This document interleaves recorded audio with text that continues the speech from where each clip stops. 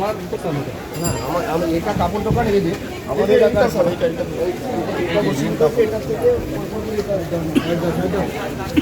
ভাইয়া short circuit থেকে লেগেছে তো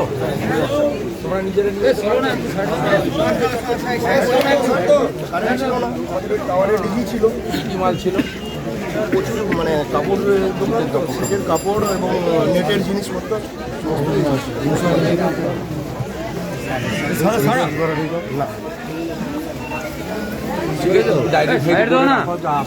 স্যার তোমার দোকানে কেন যাও ডায়েরি ফেয়ার চলে আসো না চলে আসো না চলে আসো শেয়ার কিছু কথা নেই স্যার দিলে কি হয় চলে যাও চুপ চুপ বাবা তোমার বাবাকে এটা দিয়ে দিব